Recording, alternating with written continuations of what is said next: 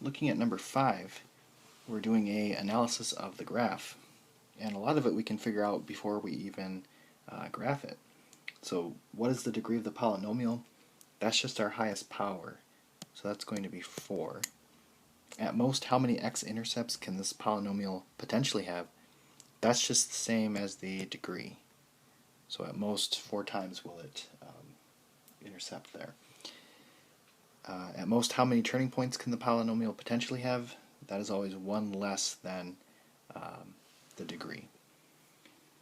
So is the leading coefficient positive or negative? Is the degree odd or even?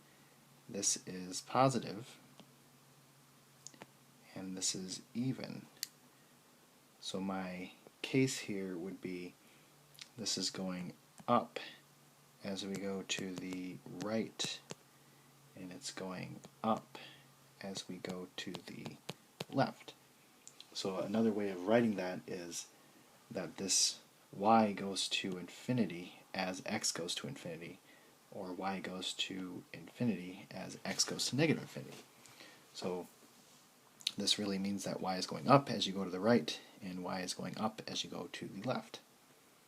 So infinity means up and right, up for y, right for x.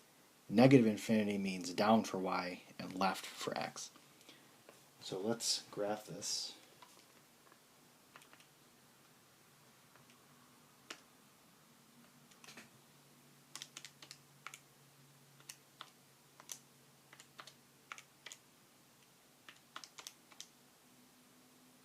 And the window is -10 to 10, -100 to 75. Okay, so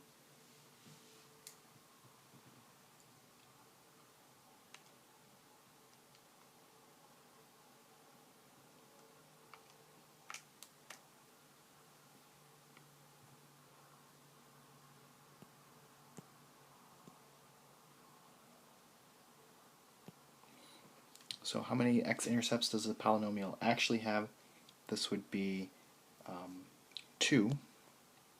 And how many turning points does it actually have? This would actually just be 1. It's going to be right here.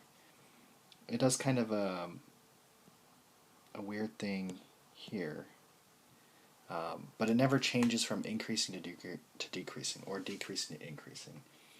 So because it never actually changes that, it's not a maximum or a minimum, so it doesn't count. And that'll be our answer.